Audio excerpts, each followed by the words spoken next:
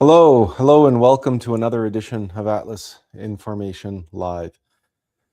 I'm your host, Atlas Alex, and today marks the beginning of Holy Week, also known as Palm Sunday.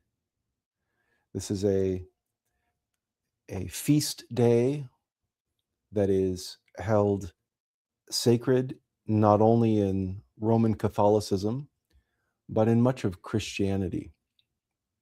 And it marks traditionally the triumphant entrance of Jesus into Jerusalem, riding on the back of a donkey. And his arrival in Jerusalem was met with the adulation and great joy and celebration by the people of Jerusalem. They had heard much of this rabbi, this teacher, this prophet,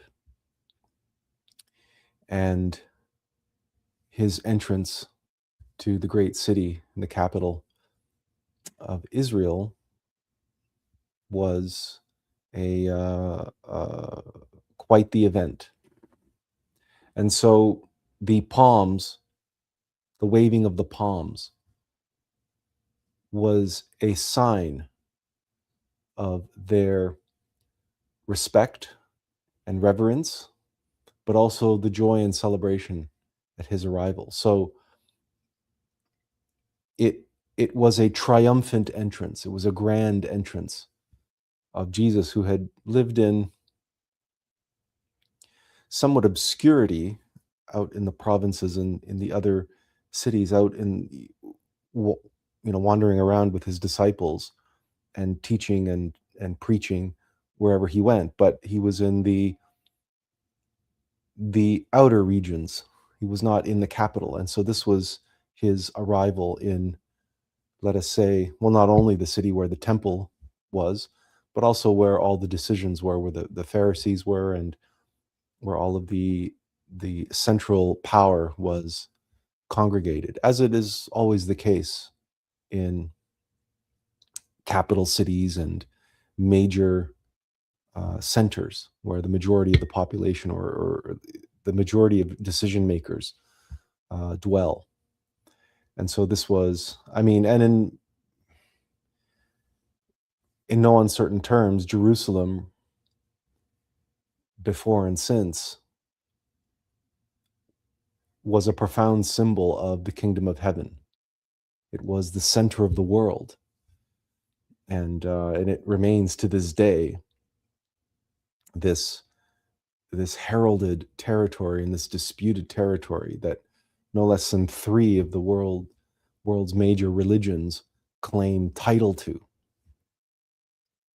So there's always been something magical about Jerusalem. And so Jesus's arrival in Jerusalem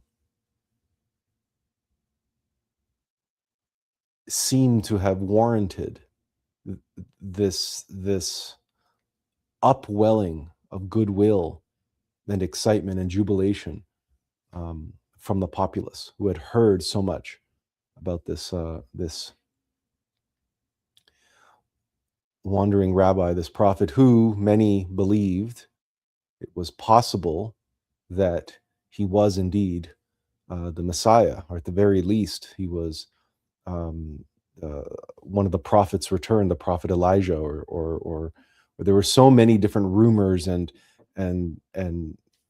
narratives around Jesus because of his ministry and because of his teachings and so on. None of this is in any dispute. This is generally accepted. I don't know if historians feel this way, but certainly from a theological perspective, this is all generally accepted around the feast day of Palm Sunday. And that it would be 1 week later that the events of well, I mean, the events on the other end of Holy Week take place, including Good Friday, Easter Sunday, and Easter Monday. So today, I felt it was appropriate to take a closer look at this thing that we call Holy Week and give you an opportunity to reflect in your own life, in your own way, as this Holy Week unfolds over the next 7 days, and offer you a kind of preparation and then a bookend on the other end next Sunday, Easter Sunday. Because certainly among Christians, Holy Week is something that they all celebrate. And like the people waving their palms as Jesus triumphantly enters Jerusalem, they celebrate Holy Week with adulation and reverence and respect because of the events which took place.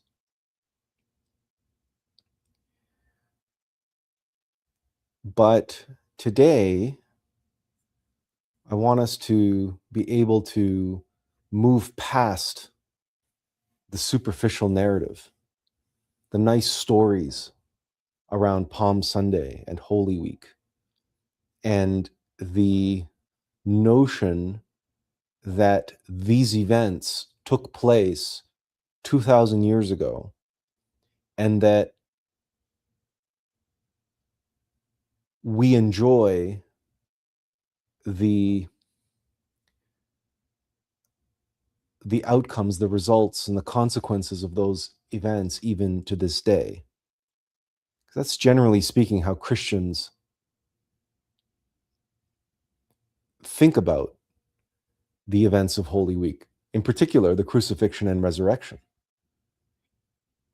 That Jesus died for our sins, and therefore the events of 2,000 years ago are remembered and celebrated and played out. I mean, many churches and church groups and related groups will play out the so-called Passion Play, or also known as the Stations of the Cross. But we saw that immortalized in Mel Gibson's The Passion of the Christ, and that is, there is a tradition of playing out the narrative of Jesus' crucifixion on Good Friday. There are 12 events laid out in that crucifixion story, which is the Passion Play. So there's an aspect of Holy Week which is out there. It's not just out there, but it's long ago. It's ancient history. It's 2,000 years ago. And that because of his sacrifice, that he died for our sins, we enjoy the benefits of the forgiveness of sins.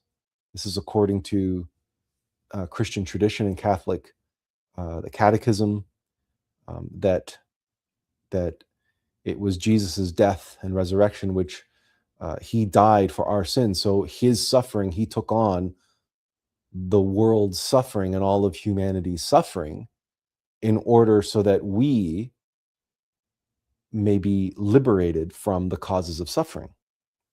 And this is very much, the belief of most Catholics and most Christians, in fact. And it was, Mel Gibson was attempting to capture that when he made his film, The Passion of the Christ, which is why it was given such a severe rating, because of the ultra violence that was depicted in that film.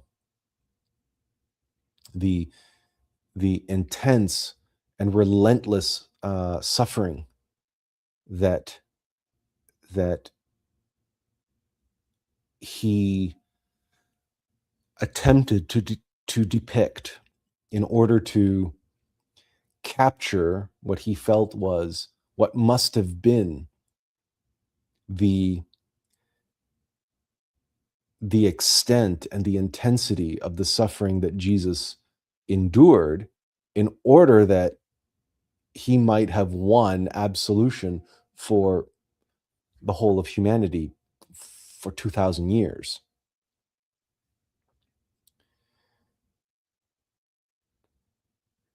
And there is truth to that interpretation of the events of Holy Week. There is truth in that. But if we accept that Christ manifested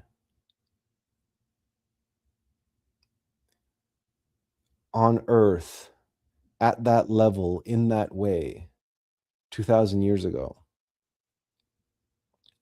there was more to his purpose than just that level of teaching. Because yes, it's true that because of his suffering and sacrifice, he was able to change the deal that humanity had with the lords of karma. He was able to alter the deal, which gave humanity the capacity to negotiate our karma and, in some cases, have our karma forgiven. That's where the tradition of the forgiveness of sins comes from. Now, the Catholic Church erased everything else. Any talk of karma and negotiation and everything, the negotiation aspect, they transmorphed that into confession. And in the act of confession or reconciliation, the Catholic Church created this sacrament whereby you go into the confessional and you confess your sins to this priest, and the priest then usually gives you some form of penance. And that penance may include doing good acts or good deeds. It may include repeating a number of prayers for a set number of times. So, for example, a priest may tell you to go and recite the Hail Mary or the Lord's Prayer or even the Rosary, depending on how severe your sins were that you are confessing to. And this notion, this idea, this concept in the act of contrition or the act of reconciliation or confession, these are all names associated with that same sacrament. The notion that you can do something to compensate for the harm that your sins caused, this directly is taken from the possibility of negotiating our karma that Jesus made possible because of his sacrifice.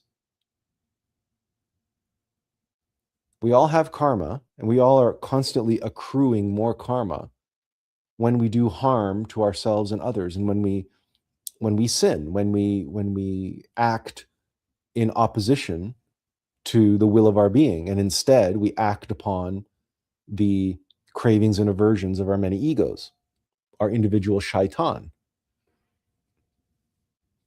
So,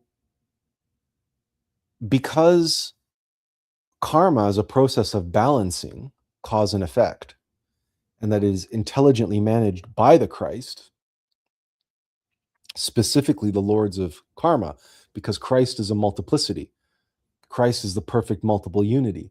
There are countless millions of beings throughout the cosmos who constitute the Christ.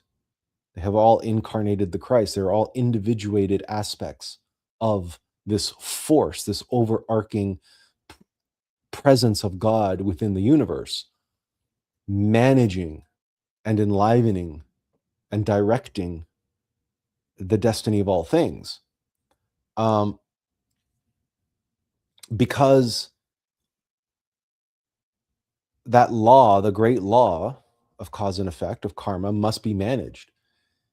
It is a constant state of balancing. And so instead of adding to the burden of the lords of karma to do that balancing for us and having it out of our hands, that we don't have the capacity to choose or to be proactive in the balancing of our sins. In other words, into reconciliation or paying recompense, right? So the possibility for redemption was given to us, was put back in our hands by Jesus's ministry, his life, and his sacrifice, which culminates in Holy Week, his death and resurrection, his crucifixion. Yes, he died for our sins. He died to give us the capacity to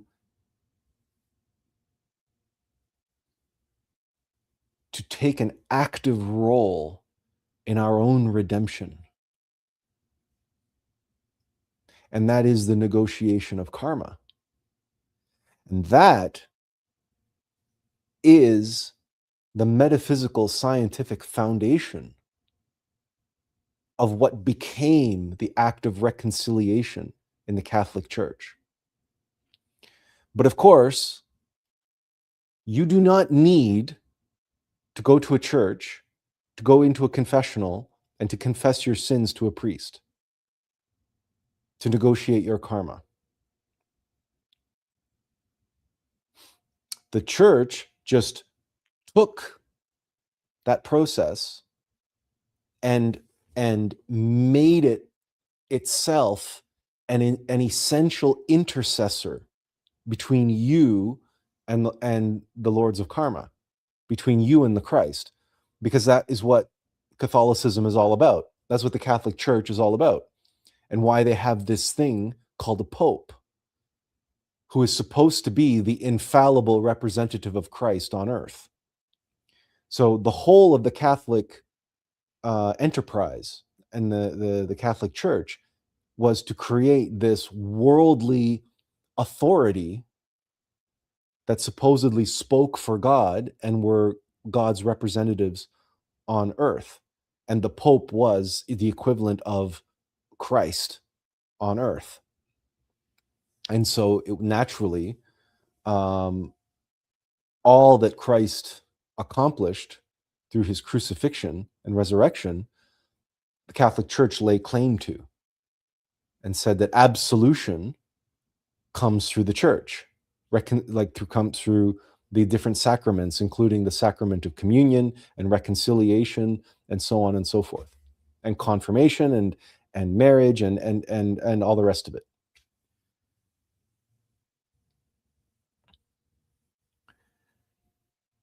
I bring all this up at the outset because I think that it's important that we grasp that for 2,000 years, Palm Sunday has meant something rather specific and has been taught within a certain context.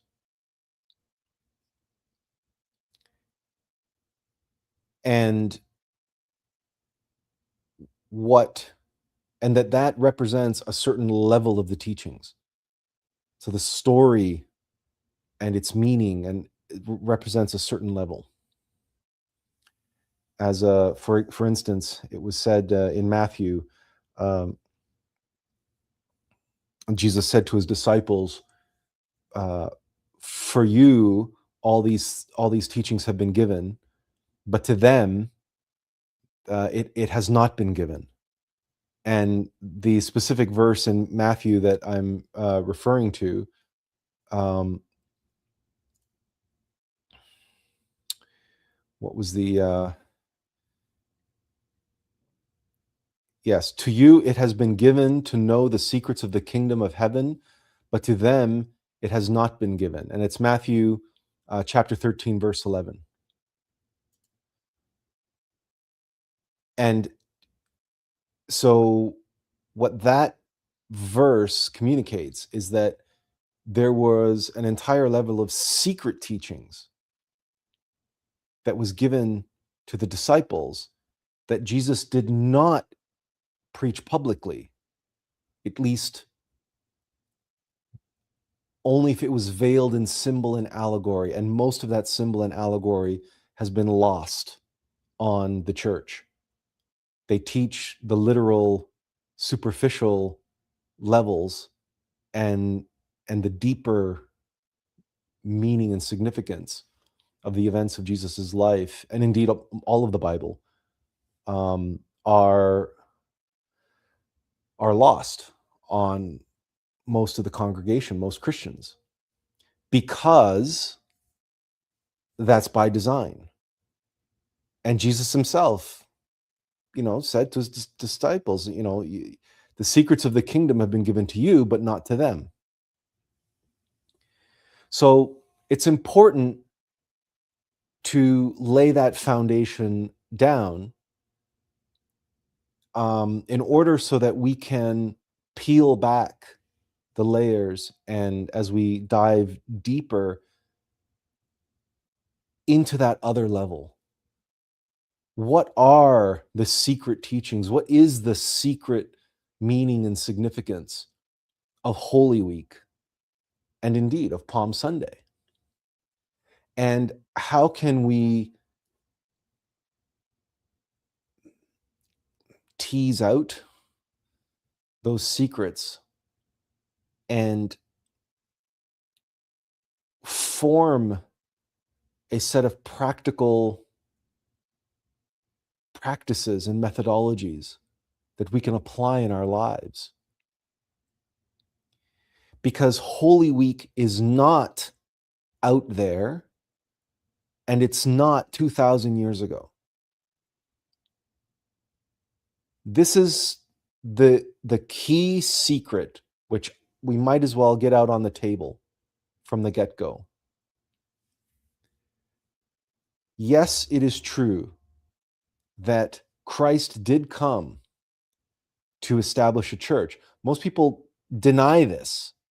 Christ didn't come to create Christians. Well, no, he kind of did, because he even gave the job to Peter to establish his church, which, by the way, has, of course, a deeper meaning, because Patar refers to the philosophical stone, the foundation stone. So there is, of course, an esoteric meaning to that. Our church, we are all individual churches. And on that deeper level of Christ's teachings, Christ came here to make Christs. He taught the secret doctrine of how mortal humans can, like he did, embody the cosmic Christ and become living gods, living God-men, like the pharaohs of the golden age of Egypt, like Moses, like Zoroaster, like Buddha, like so many other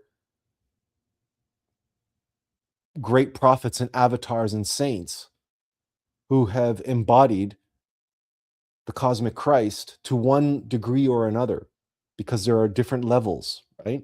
And Jesus, being the master of masters, embodied the Christ at the highest level, because that's Master Abertamento. who reincarnated to this plane from the absolute itself. Which is why when he says, I was sent by my Father in heaven, he literally descended from the absolute. So,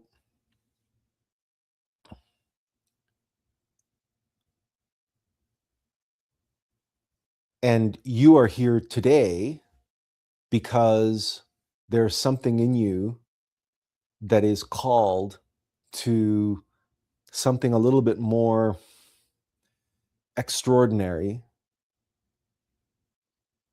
than what most people seek in life.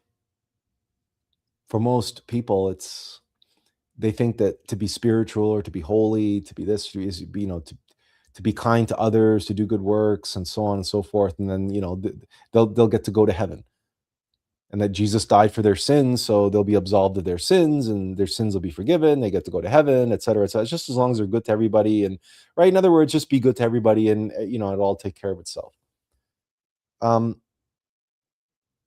That's not an approach that is championed or recommended here on this channel. That is not the process of the Aum of life.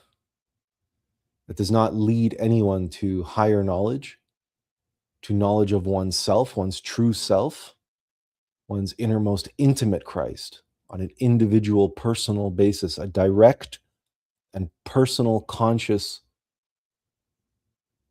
relationship with the cosmic Christ, and by extension, God and all beings.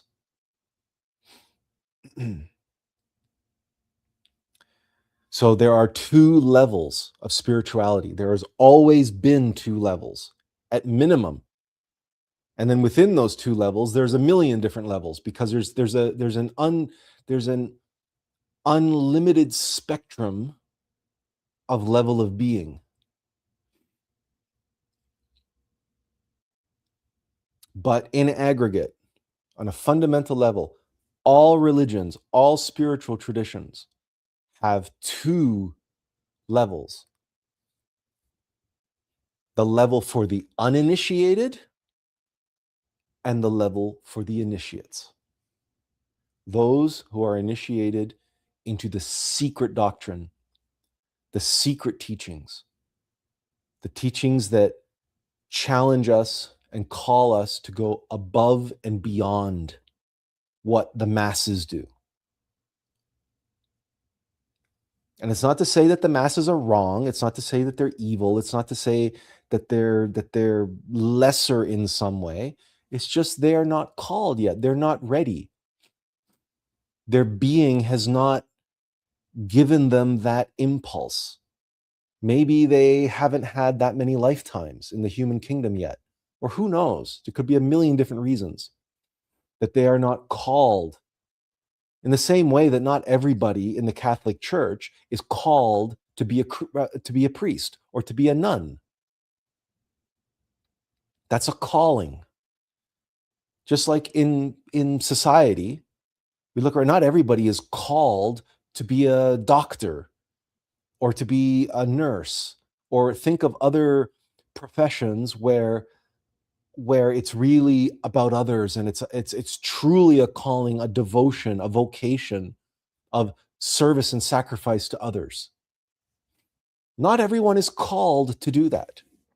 And it's sort of disingenuous in its own way to try to force that calling upon oneself if one's heart isn't in it. And we know this because we've all had bad doctors and bad nurses. We've all run into bad lawyers. There are really conscientious lawyers out there. They really do exist. Not all lawyers deserve to be at the bottom of the ocean, despite what that joke says. Some lawyers really well and truly want to help people and want to see justice in the world. It's the same with politicians. There are some really conscientious and very well-intentioned you might say, naive individuals that are called to public service, and they enter public service with the intention of serving the public good. Well, that's a calling, right? You have to really feel that and be called to that. And if you're here today, it's because in one form or another, you've been called to something deeper, to something greater, to something grander than simply, dot the I's and cross the T's and be a good person and, and just do the status quo of what the uninitiated do. In no uncertain terms, you have been called to make your own triumphant entrance into the kingdom of heaven. You have been called to experience your own Palm Sunday.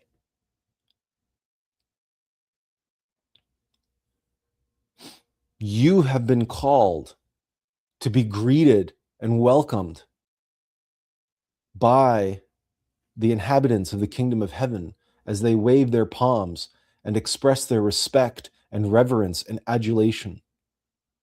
Not for you, the ego, but for that within you which is qualified and capable of making that triumphant entrance into the kingdom, which is your own individual, personal, innermost, intimate Christ. The spark, the seed, the essence within you, within all of us, which is just a seed, an embryo. But if you are here, it's because you have been called to germinate that seed. That embryo is ready to grow and develop and expand, and most importantly, express, to be. And you, its mortal vessel and servant, have been called to serve that innermost intimate Christ.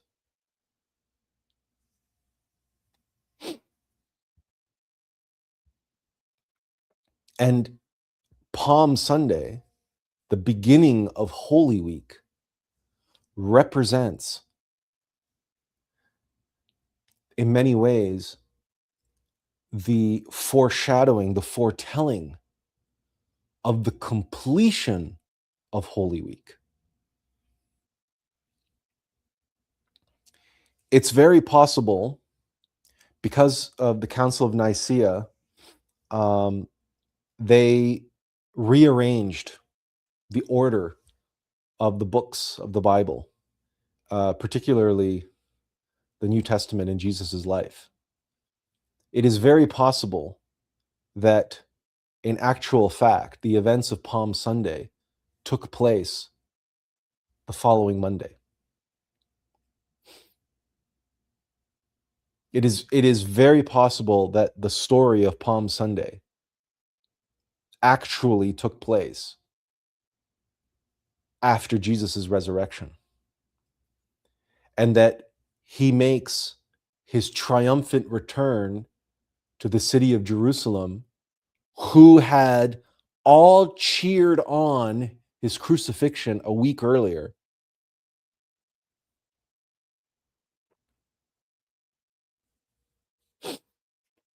And the reason why they're waving the palms, and because they had seen with their own eyes the events that Mel Gibson depicts in the Passion of the Christ film. And then that same man enters a week later, 3 days later, and returns to Jerusalem with peace and love and glowing with the power of God, an embodied living God man, an embodiment of the living Christ. This truly, you see,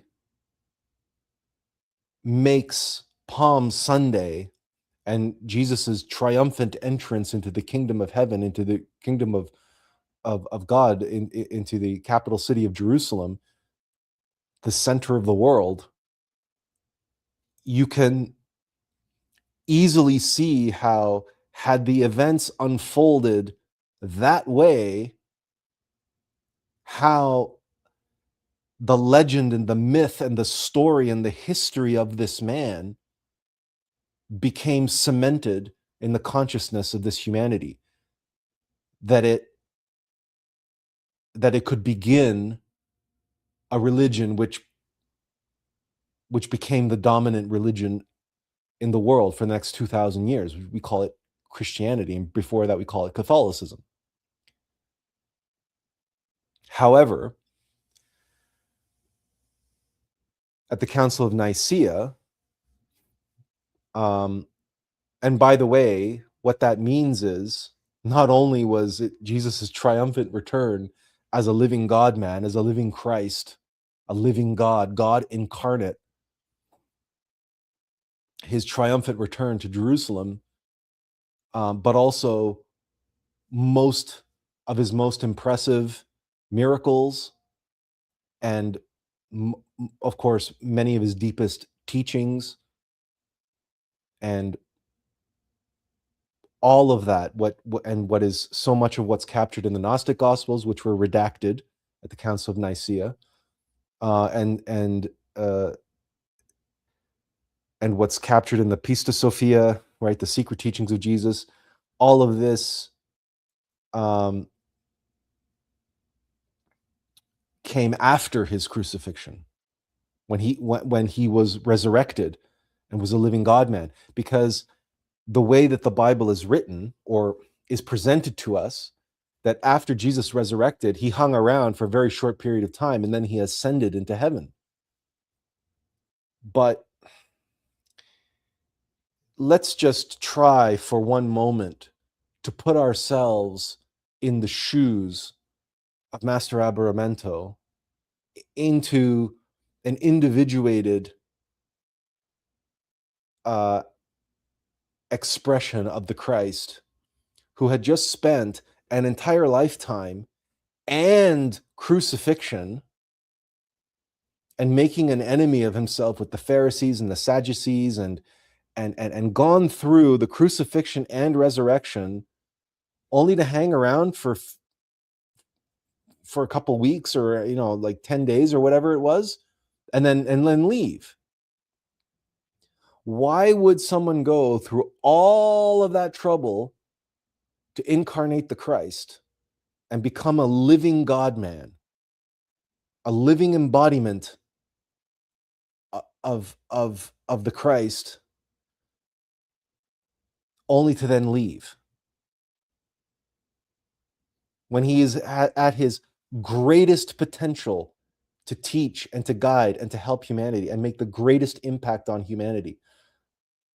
The truth of the matter is that Jesus, after his resurrection, he lived for many, many, many long years, for decades, and he traveled around the world, the Middle East and beyond, teaching and preaching and healing people and performing miracles. He established and crystallized and gave as many people the first-hand experience of Christ as he could, as a living embodiment, a living incarnation of the Christ. But at the Council of Nicaea, they wanted to present a different narrative. They remember, their job, the Catholic Church's job, was to proliferate the first level of teaching, the superficial level of teaching. And they wanted to establish that Jesus was born a God, that Jesus was born Christified. And for them, that was very important. And that all of the secret teachings would be kept and would be hidden. And sure, the popes knew them, and those initiates into the Catholic Church could be given access to those deeper teachings, perhaps. We don't know what the Catholic Church really knows behind closed doors because we're not part of that organization. So we don't have access to their own inner teachings. I don't know how many cardinals and bishops have been whistleblowers. I don't know how many have access to the true teachings. All we do know is that the Catholic Church made it their business, their authority, their institution to come between people and God. That your path to God was through the church. Your path to forgiveness was through confession, etc., etc. So they did not want to present a narrative where the son of a poor carpenter, by performing practices of metaphysical science, was able, and through his suffering and sacrifice, was able to embody the Christ and become a living God, and then do all of this teaching and perform all of these miracles. They did not want to present to the masses the possibility that anybody can be Christified, that we all have within us a seed, a spark, our own innermost intimate Christ. The church did not want that narrative getting out, which is one of the reasons why the Gnostics were always persecuted by the church as heretics and witches and sorcerers and so on and so forth. And to this day, in the Catholic Catechism, many Catholics have been brainwashed into believing that anyone who studies esotericism or the occult in any way are demon worshippers, and that we've all been tricked by demons to pursue this dark path. And nothing could be further from the truth. There is the dark path. There is the left-hand path. There is black magic. There are sorcerers. There is black occultism. Don't get me wrong. There is devil worship. There is all of that. But not all of occultism and mysticism is that. There's just like in Star Wars, right? There's the light side of the Force, and then there's the dark side of the Force. But that's true in all things. Where there's good, there has to be evil. And rest assured, there is plenty of evil in the Catholic Church. We know that. It's objective truth. It's been proven in courts of law. And we know from history, by things like, the Crusades, the Spanish Inquisition, and on and on and on it goes, right? Including up until recently, what some certain priests and certain dioceses were doing with the altar boys, etc., etc. I don't want to get into all of those politics. Where there is good, there is always evil, because evil is attracted to centers of good, because its job is to twist, tempt, and corrupt all that is good and pure and of the light. That's its job. That's why it exists. Because how could good ever develop? How could anybody ever express and develop the strength of will to truly earn their place, to be one with the Christ, if they didn't undergo countless temptations and tests and trials and ordeals. And that, by the way, is the point of Holy Week. That is the secret message of Holy Week.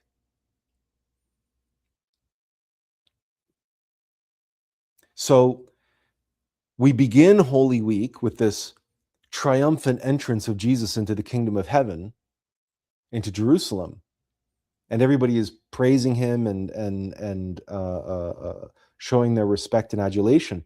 But it's a foreshadowing. And we should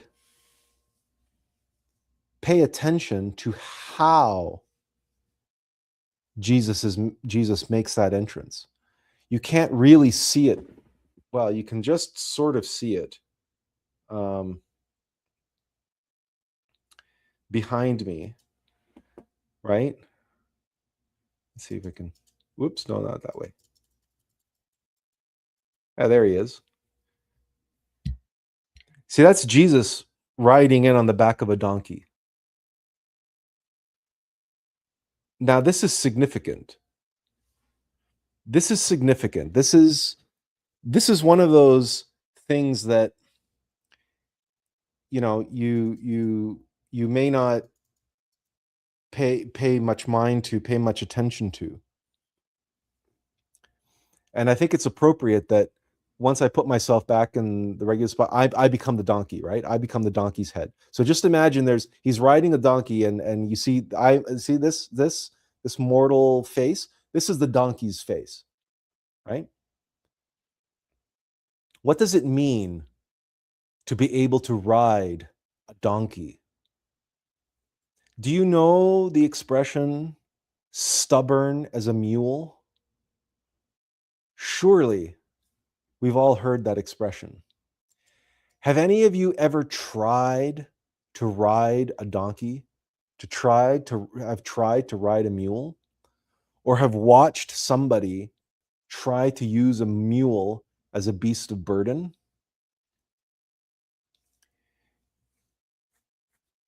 The reason why we have that idiom, stubborn as a mule, is because if a mule decides it doesn't want to move, it won't move. And if a mule decides it wants to go somewhere, it's going to go. And a mule is not a horse. Okay? And it's not a dog. It doesn't just go where you tell it to, or you yank once on its leash or on the reins or whatever, and it just,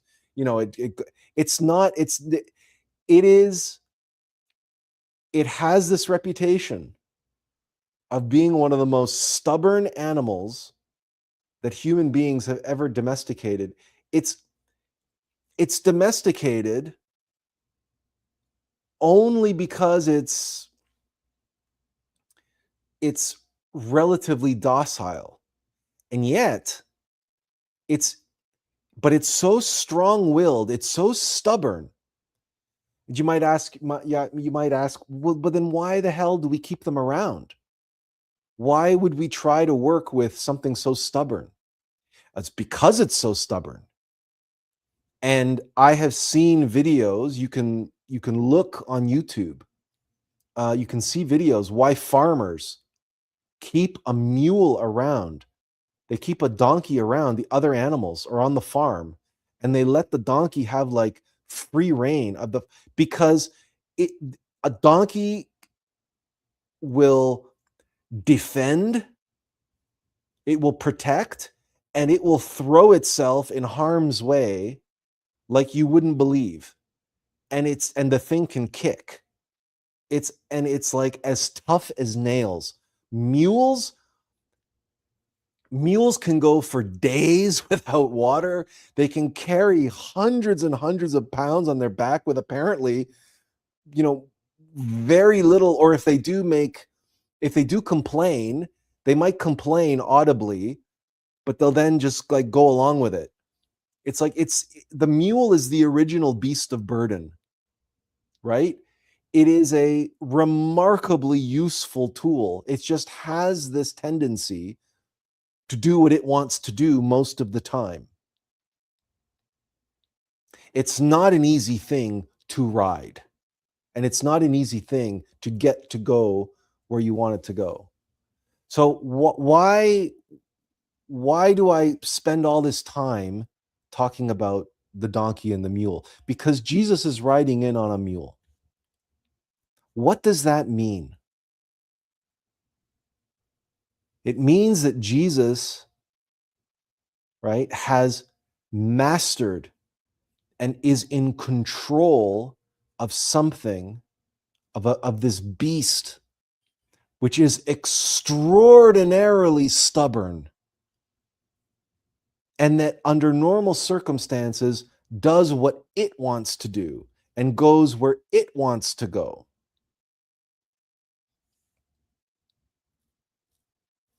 You would think that if you were writing the Gospels and you were writing the chapter on the Son of God entering triumphantly into Jerusalem and everybody waving palms and everything, you would think you would have chosen, at the very least, a camel or a horse or an elephant or something, right? Something majestic and grand and so worthy of being a mighty, majestic, and noble mount for the Son of God as he makes his triumphant entrance into the kingdom of heaven.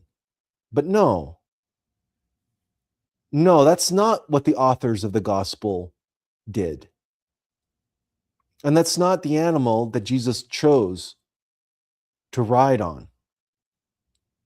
And the reason is because of what that donkey represents. That mule is a symbol.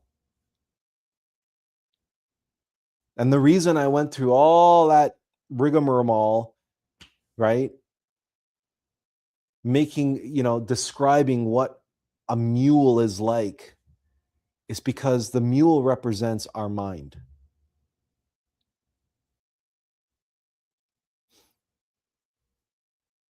Because think about, just for a moment, your own mind, your own beliefs,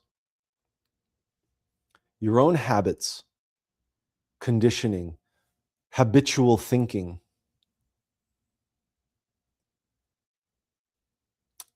cognitive dissonance, right? Established beliefs that you cling to and identify to and don't want to let go of. Think about when you're sitting there trying to fall asleep at night and your mind is racing 1,000 miles an hour and won't let you go to sleep. Think about how when you're confronted with difficulties or challenges or some kind of event, how your mind starts freaking out, and you don't have control over your thoughts, over your emotions, and you find yourself being taken for a ride by this thing we call the mind.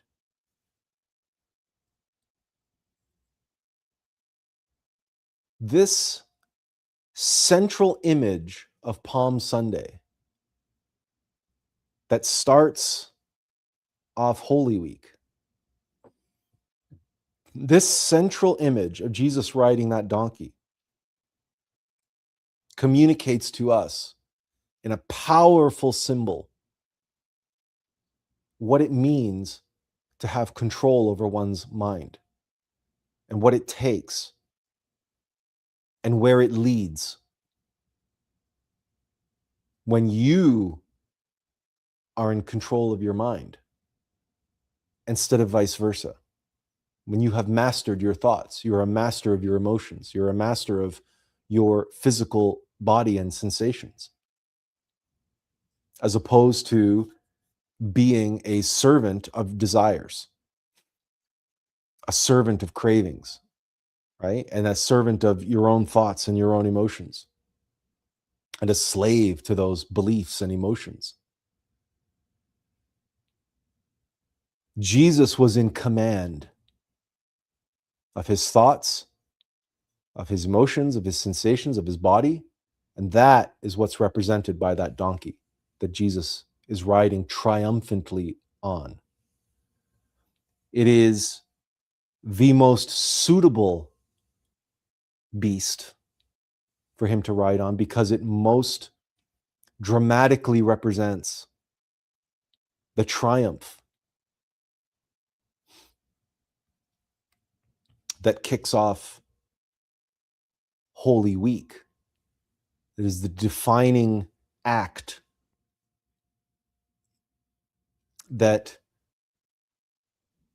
foreshadows all of the events. And why, in reality, we can say that it actually took place at the end of Holy Week and after the resurrection, because to truly well and truly be a master of the mind and of the animal, the beast, right? We have to go through the steps that Jesus goes through in the remainder of Holy Week. And what are those steps? Well, we know, I mean, Good Friday, right? The crucifixion, but what leads up to the crucifixion? We know that Jesus has the episode where he ejects the moneylenders and the livestock traders from the temple grounds. And he makes enemies with the Pharisees when he does that. But what does that represent, right? That also represents something. That's the ejection, the elimination of the egos from the temple, from his own temple. It's those egos, it's those mechanical algorithms that make this beast of burden of ours so stubborn and so unruly, so difficult to manage and govern and control and command and domesticate. We have this wild animal inside of us. It's all these egos, right, that are running amok in our psyche.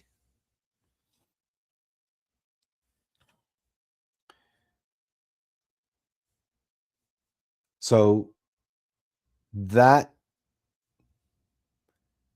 process is then mirrored in a different level, in a different way on Good Friday during the crucifixion. Because the death of the mortal, the death of Jesus the man, and the crucifixion and the suffering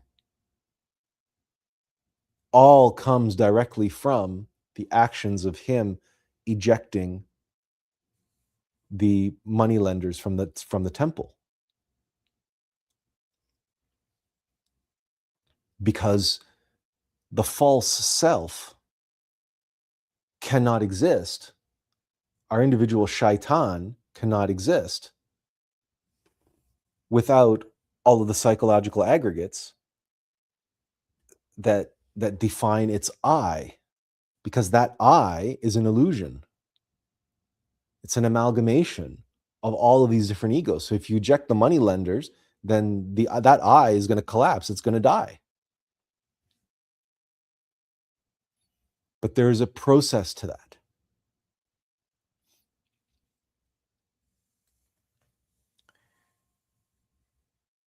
And that process we call Holy Week because it takes place over the span of a week. But what exactly is a Holy Week?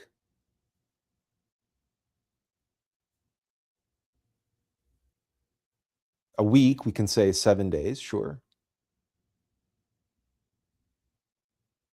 But what makes it holy? When does something become holy.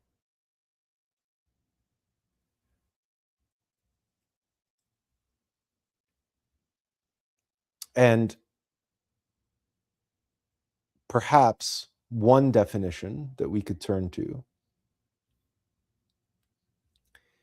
would be to look at another Holy Week.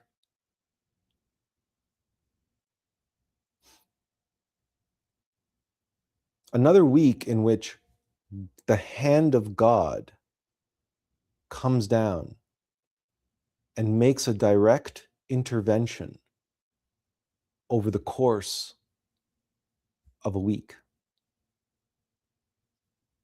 And that at very key moments, key stages in that week, that hand of God, that hand of the Creator, takes steps which result in a creation, an act of creation. Because that is what Holy Week is about. Holy Week is about creating a living God-man, a Christified master. The incarnation of God on earth as Jesus Christ. That is the purpose. That is the defining goal and outcome of Holy Week. So, serendipitously, I happened to come across a lecture by Samael Aun-Weor, and what was most notable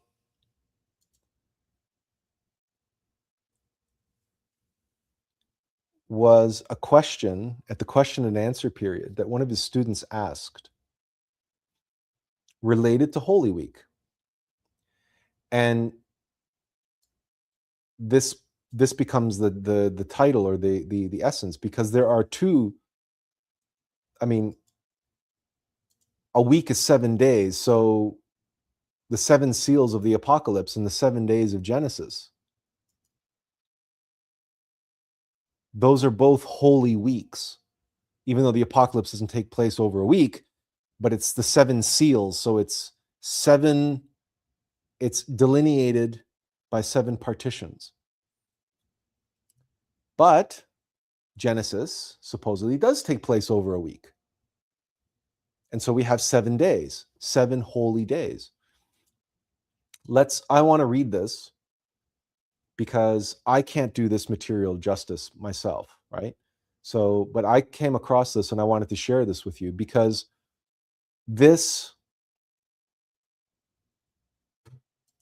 we want to tease out, we want to comprehend and understand what is Holy Week? What does it matter to us? Again, that it's not 2,000 years ago and it's not out there. A Holy Week is God intervening in an act of creation in the world. And Genesis, the 7 days of creation of the world, is a holy week. But we as individuals are a microcosm of the world. And so we can understand Holy Week, the Holy Week that we are in now, and its true meaning and its true purpose in the context of studying the macrocosm and God's intervention in the creation of the world will shed light on how our own innermost intimate Christ intervenes, or how God intervenes in microcosm in the creation and expression of our own innermost intimate Christ. God's direct intervention in the world, in macrocosm and in microcosm. So, without further ado, let's, you should be able to read that. I tried to make the text really big. So, yeah, you should be able to read that. But we're going to read it together. So the student asks, all of that which you are telling us now, and which is extremely transcendental and is directly connected with the festivities of the Easter Holy Week, simply to study its connection a little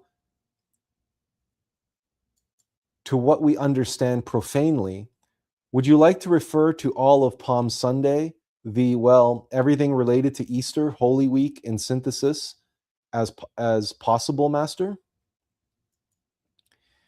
To this, Master Samael responds, well, we are going to give an answer in synthesis, but quite concrete, because the subject on which you ask is equivalent to writing several volumes. In any case, what I can assert is that we have to live the Easter Holy Week within ourselves, here and now, in the great work. The book of Genesis of Moses and the Apocalypse or Revelation of St. John complement each other. We should take a look at the Bible and see the coordination of Genesis and the Apocalypse.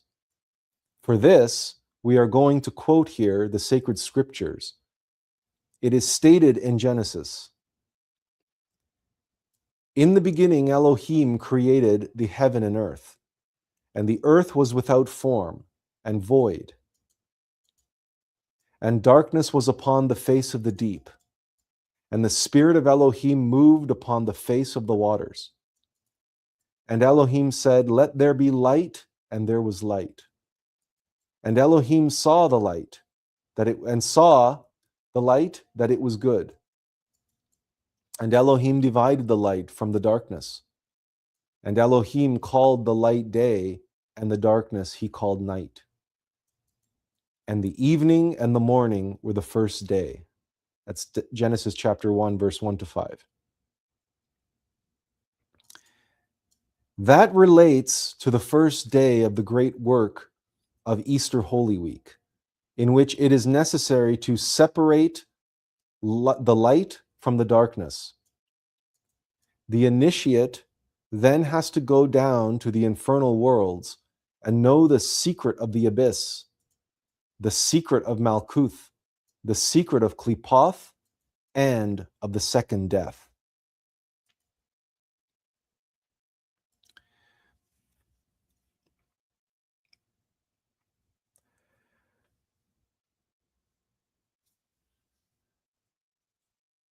In Kabbalah, Malkuth is known as the kingdom. It is the world. It is the world we live in, and it's the world that obviously Jesus and the Christ came to incarnate in. And it's a world of suffering. And that suffering is made possible because of our own psychological hell and the beast of burden, the beast that carries these burdens. So Jesus entering triumphantly into Jerusalem, and Jerusalem is called the kingdom. It's called the kingdom of heaven, but Malkuth is called the kingdom in Kabbalah. So there's a double meaning. The path to the kingdom is through the secret of Malkuth. It's through the abyss and the secret of Klipoth, the second death. Remember when I said that Palm Sunday is a foreshadowing? And Jesus is riding on this beast of burden, on this mule, on this donkey, which is the last animal in the world you would think is worthy of carrying the Son of God. But you see, it's the first day in Genesis to separate the light from the darkness. It's the first step in creation of the kingdom of God. So right away, already, there is an inversion. There's a flip that's taking place, or there's a duality of meaning that's taking place. And with all this adulation and reverence and respect of Palm Sunday, of Jesus entering the kingdom, from a Kabbalistic esoteric point of view, the Christ entering into the kingdom is to know intimately the secrets of the abyss, of Malkuth and Klipoth, of suffering, the causes of suffering, and the necessity, and the second death, which is the death of the monad after 108 lifetimes, and inability to awaken and self-realize during that time. So it's the devolution into involution and the second death, which is the recycling of the monad in the infernal worlds. All of that will play out during Holy Week. All of it. And we'll talk about more of those details in part 2 next Sunday, which is closer to those particular events. But let's continue here. Master Samael continues to read from Scripture. And Elohim said, "Let there be a firmament in the midst of the waters, and let it divide the waters from the waters. And Elohim made the firmament, and divided the waters which were under the firmament from the waters which were above the firmament. And it was so. And Elohim called the firmament heaven, and the evening and the morning were the second day." And Master Samael explains, this is the second alchemical work that must be done. In this second alchemist work, one has to divide the waters from the waters.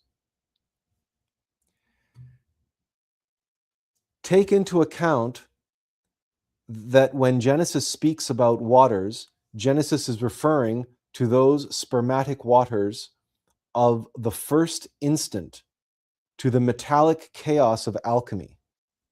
It is clear that within the sperm there is, let us say, the soul of the semen itself, the soul of chaos. Such soul is the mercury of the secret philosophy.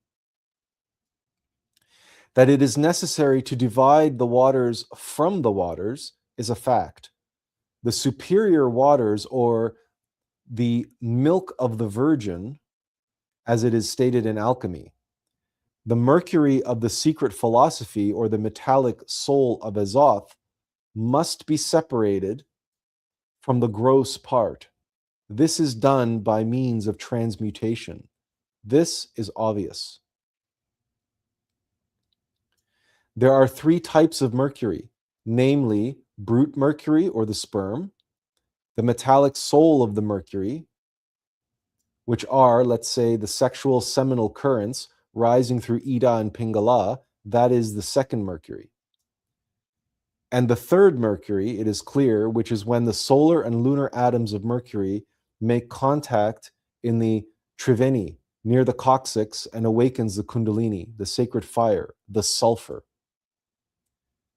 This sulfur fertilizes the mercury and forms the third mercury that comes to penetrate, better said, to ascend through the Shushumna canal along the spinal column to the brain. And it is with that third mercury, with the surplus of that third mercury, with which the astral body comes to crystallize, and much later, in a higher octave, the mental body, and much later, the causal body. Therefore, to divide the waters from the waters is indispensable by means of sexual transmutation. This is the second day of creation.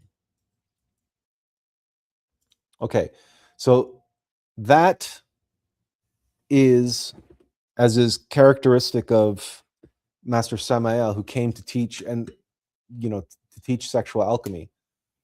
That is getting into the metaphysical science of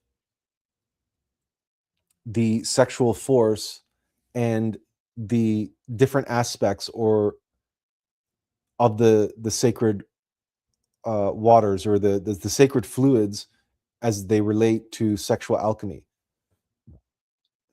And we have the mercury and the sulfur, and all of this can be quite cryptic if you are not familiar with discussions of alchemy. But suffice it to say, the point that is being made relates to the fact that we have within us the creative force, the sexual force. We need to separate the wheat from the chaff. We have to be able to work with the positive aspects, the divine aspects of our beingness. And like Jesus, who is riding the donkey, he has his cravings and aversions, his animal self, under control. And he has the animal self, the beast, in his control because he has separated out from that beast. He has transmuted the divine aspects of that beast, and he's separated the waters from the water. So there's the firmament above, and the firmament below. And the firmament above, that higher self, is the Jesus riding on that beast. How many of us can honestly look at ourselves and say that we are our higher self and that we have complete control over our beast self? I know I can't. I can't say that. So again, this is the separation of the waters from the waters, is, why I make the point that the person speaking to you here is Attlas. It's my higher self. But I, the mortal, the one that you're looking at, the one who's perhaps relaying these words, but I myself cannot say, I do not refer to myself as Attlas all the time. And rest assured that when I'm overcome with cravings of some kind, or depression or whatever, and I want some comfort food, or I want, I eat a pizza, or I eat extra bit of chocolate, or who knows, right? I mean, clearly I'm not in control of my beast. My beast is in control of me. I have not completed the work of separating the waters from the waters. I have not completed that work of sexual alchemy, of separating of establishing the firmament above over the firmament below. There should be a way that I can get this full screen. Why can't I get this full screen?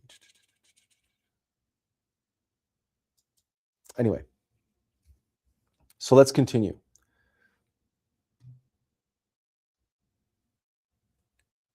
And Elohim said, "Let the waters under the heaven be gathered together unto one place, and let the dry land appear." And it was so. And Elohim called the dry land earth, and the gathering together of the waters called he seas. Elohim saw that it was good. And Elohim said, let the earth bring forth grass, the herb yielding seed, and the fruit tree yielding fruit after his kind, whose seed is in itself upon the earth. And it was so. And the earth brought forth grass, and herb yielding seed after his kind, and the tree yielding fruit, whose seed was in itself after his kind. And Elohim saw that it was good. And the evening and the morning were the third day. Master Samael continues here, and he says, behold, here is the third work, the creation of the astral body, or the sidereal vehicle, which must come to yield fruit. And when does it yield fruit? I should say the astral body has already yielding fruit when it is already a vehicle of pure gold. In this third vehicle, the astral body is, we might say, life. And he continues. And Elohim said, let there be lights in the firmament of the heaven to divide the day from the night, and let them be for signs and for seasons and for days and years, and let them be for lights in the firmament of the heaven to give light upon the earth. And it was so. And Elohim made two great lights, the greater light to rule the day and the lesser light to rule the night. He made the stars also. And Elohim set them in the firmament of the heavens to give light upon the earth, and to rule over the day and over the night, and to divide the light from the darkness. And Elohim saw that it was good. And the evening and the morning were the fourth day. This is when one comes then to give shape, properly said, to the fourth initiation. When it comes, well, properly said, to possess that vehicle of the mind, when it comes to Christify it in the great work. And this is very important. So those signs that are seen above, the sun, the moon, the stars, and all that subject matter refers to the Hermetic wisdom. Because in the world of Nietzsche is the world of Hermetic wisdom. There is where you find Hermetic knowledge. So that the fourth day is very interesting, which has to do with the fourth initiation. So if the third day is the synthesis of the solar astral body, the fourth day, the fourth initiation, is the synthesis of the solar mental body.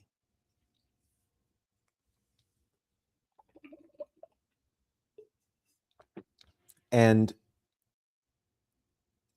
well, let's continue, and we can break down the greater significance of this as it relates to Holy Week. Remember, keep in mind that we are going through Genesis here as a Holy Week related to creation, but that at each step there is a separation that is taking place, in the same way that in the Holy Week of Easter, there is a transformation, there is a transmutation that must take place that leads up to the resurrection, which is the rebirth, which is the recreation. Every act of creation is an act of destruction. And so even in Genesis, we have this separation, the separation of the light from darkness, and the separation of the waters, the separation of the firmament, in order to create the firmament above and the firmament below. There needs to be this differentiation. There needs to be this reorganization, this transformation, this transmutation. That's why all of this is alchemical.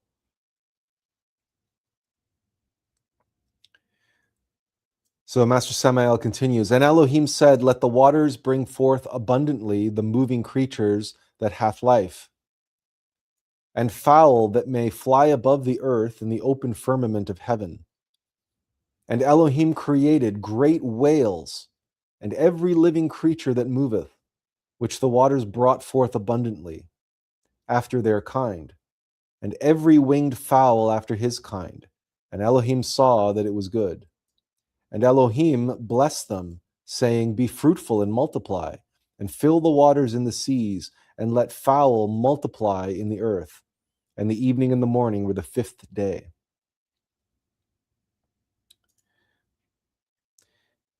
It is well known that in the fifth initiation, which corresponds to the causal world, is where one has to become master of the elements, to learn how to handle everything that has life, to become lord of fire, air, water, and earth, to learn to handle the powers of nature. But that is only possible by working on oneself. That is why I said that before trying to handle the elements of nature, the elements of fire, air, water, earth, one has to handle one's own elements, to learn how to handle the atomic elements of the sperm, to learn how to handle the atomic elements of sexual fire, to learn how to handle the sylphs of one's own mind, the atomic sylphs of the mind, that is, to become master of his own mind, and to learn how to handle also the atomic gnomes that form the flesh and bones, to become master of the atomic elementals within himself. Only the one who becomes master of one's own body can become master of nature. One could not learn to handle the elements of the universe if one has not yet learned how to handle one's own atomic elementals, those of one's own body. All of this is learned on the fifth day of creation.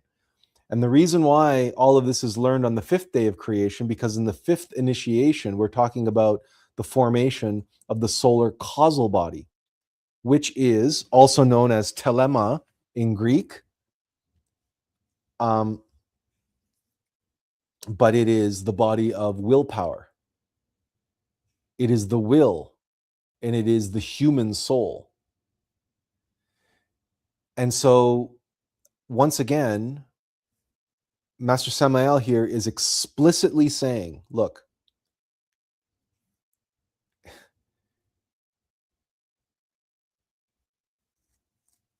to become a master of the elements, okay, a Christified one, because the Christ is the master of the universe, right? It's funny because soon they're going to be releasing a new He-Man movie, right? And He-Man and the Masters of the Universe, that toy from when we were kids back in the 80s. But the Christ really is the master of the universe. And as a perfect multiple unity, all of the Christified masters are the masters of the universe. They are the fire of fire and the light of lights. And in truth, they are masters of the elements. So when we're talking about Holy Week and we're talking about Jesus becoming a Christified master, and not just any master, but the master of masters, this fifth initiation, the synthesis of the human soul,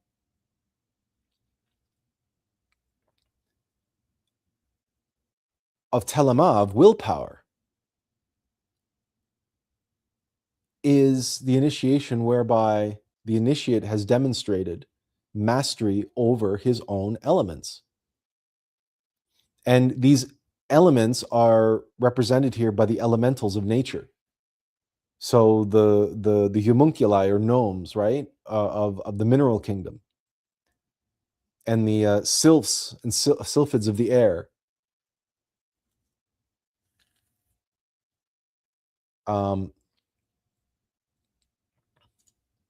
Gosh, and why can't I remember the mermaids, and then the gosh, who's the elementals of fire and the elementals of fire.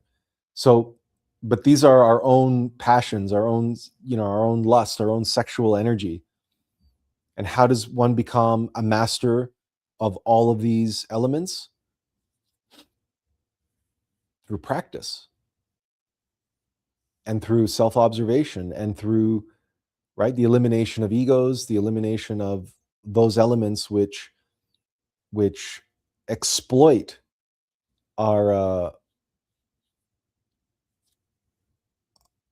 the elements of our being.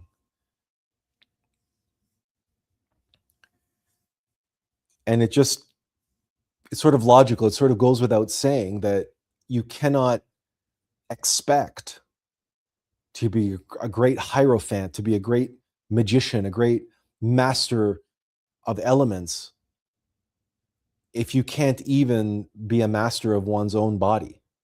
How can you be a master of nature? The irony is that that's exactly what black magicians want to do.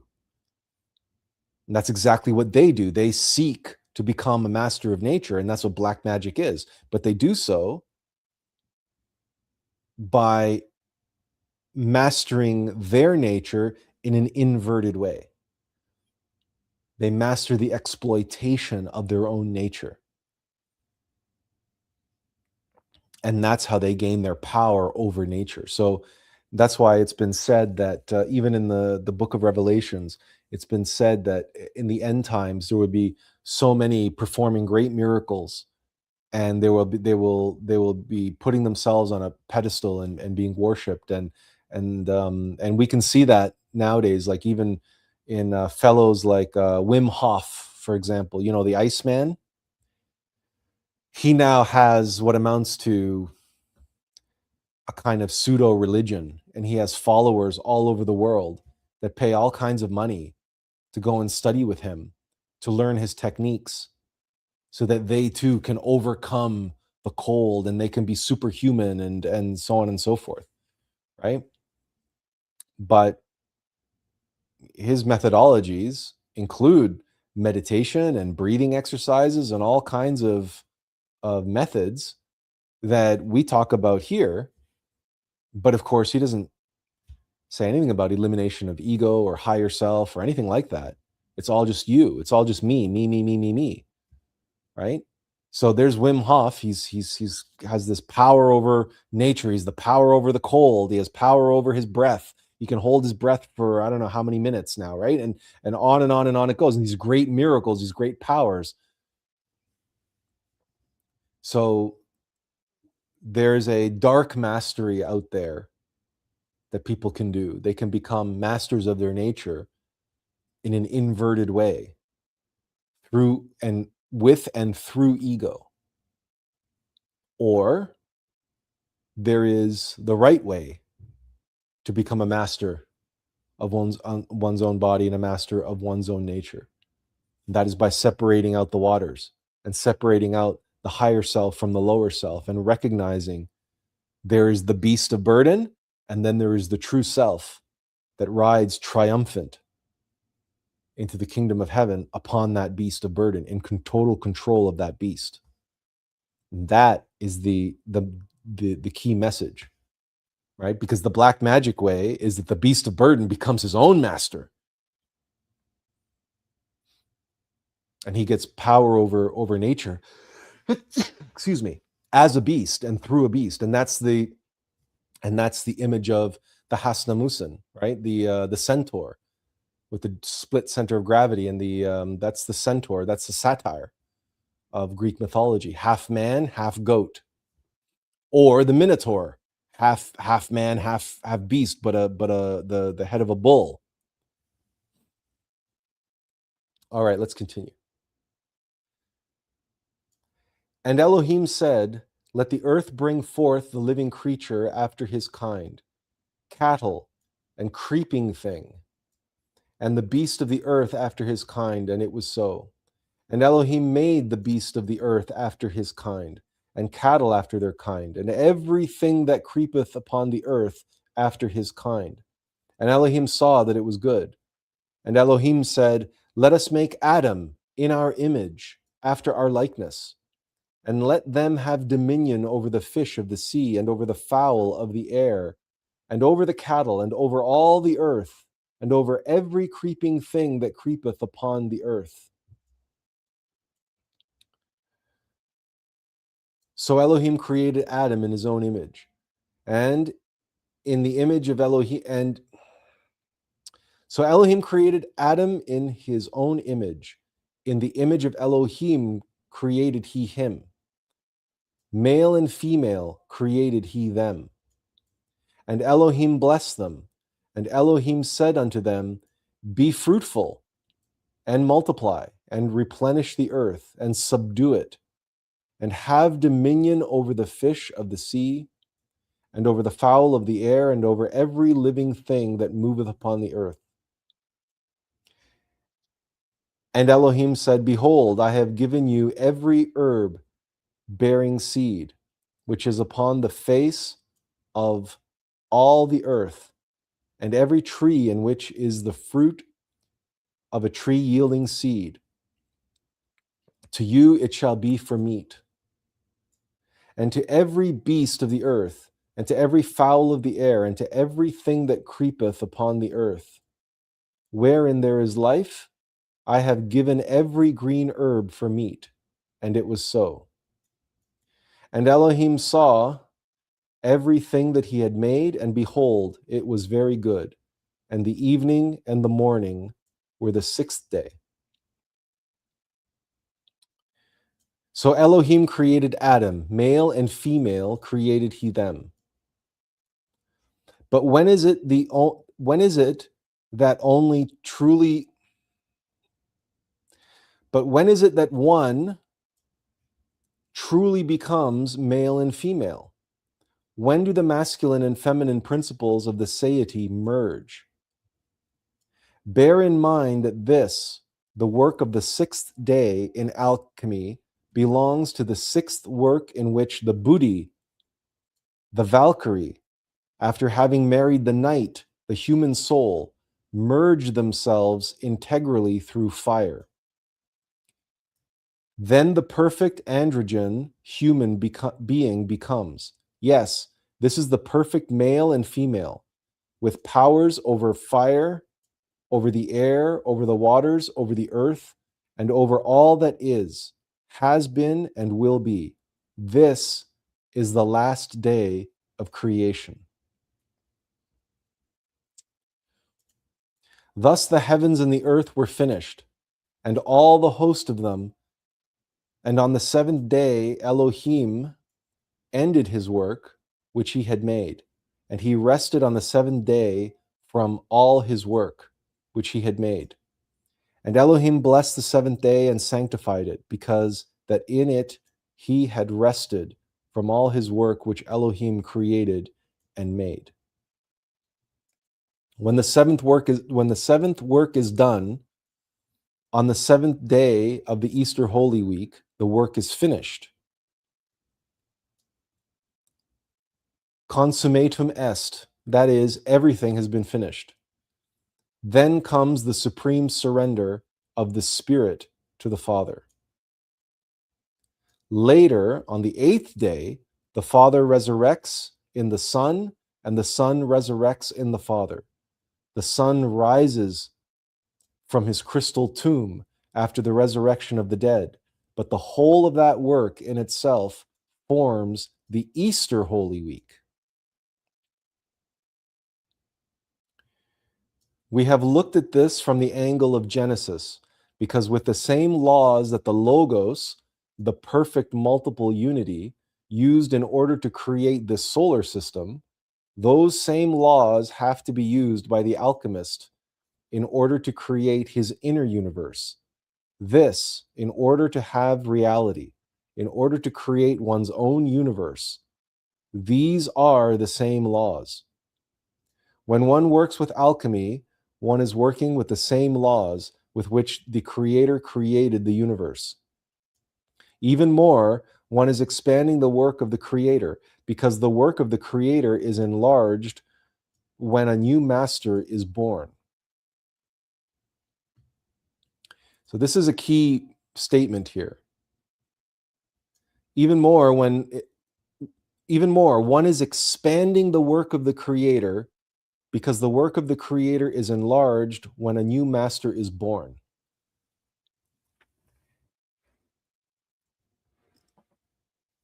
The Elohim, the Logos, the perfect multiple unity, seeks to add to the great brotherhood, to its brethren, to itself. And so it makes sense, and it is necessary for the Elohim to send teachers to humanities, to teach them, to show, but more importantly, to show them, to play out the great drama of Christification. And why Jesus said, if anyone would be with me, let him take up his cross and follow me. Let him follow my example. I am coming here to live this life of suffering and sacrifice in order to show you what it takes to rise up from the firmament that you are in, to join the firmament where your true potential lies, which is with me, which is with God, and with all the angels of heaven, and right. So, but you have to rise up out of where you are living as a beast in order to be the one who rides the beast and is in control of the beast. Master Samael continues here. Therefore, when the work is consummated and when one reaches what one wanted to reach, this becomes what the Creator, the Logos, ultimately wanted, which is that the self-realized adepts, the resurrected humans, the Elohim, all of this becomes the consummation of his work. We're not talking about procreation here. We're talking about becoming living extensions of the hand of God. We're talking about actual creation. We're talking about growing God himself, adding to the consummate universal brotherhood of Christified masters, of self-realized beings. This is beyond procreation. That's for the masses. That's for them over there. The secrets of initiation, the secrets of Holy Week that Master Samael is relaying here and that I'm relaying here are for the few. For the few who see Jesus's life as an example, as a how-to guide on how to become Christified, of how to become a true human being, how to become Adam, and the union of the masculine and feminine, how to become that androgynous human being, made in the image and likeness of God, made in the image and likeness of the Elohim, of the Christ, that is male and female. Well, that's working intelligently in sexual union. That's white tantra. Separating out the waters. not wasting them, not spilling them, and not being ruled by the beast and its desires, but rather riding the beast and controlling and being in command of the animal self, and working and separating out the waters from the waters, the true self from the beastly self. Let's continue here. Master Samael says, Genesis is closely related to the Apocalypse of St. John, with the 7 seals, as with the 7 trumpets that each angel is going to blow. When the initiate receives the initiation of Malkuth, one unquestionably breaks the first seal. When one passes through the initiation of Yesod, one breaks the second seal of the sacred book, which is the human himself. When one goes through the third initiation, one breaks the third seal. When one passes through the fourth, one breaks the fourth seal. When one passes through the fifth, one breaks the fifth seal. When one passes through the sixth initiation, one breaks the sixth seal, and the work has been completed. Because the seventh is the one of rest, prayer, meditation, supplication, as it is seen there in the Apocalypse of St. John.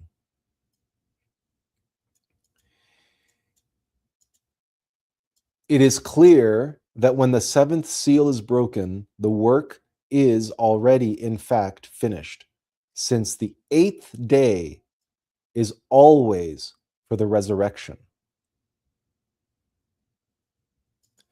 One has to live Genesis individually or collectively.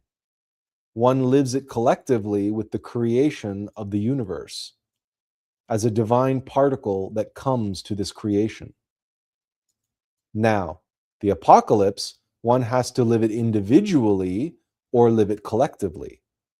Collectively, it is the book of life,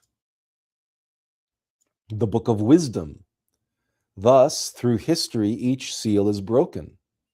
At this time, the last seal is about to be broken. At least the 6th seal, the penultimate, humanity is experiencing the apocalypse collectively.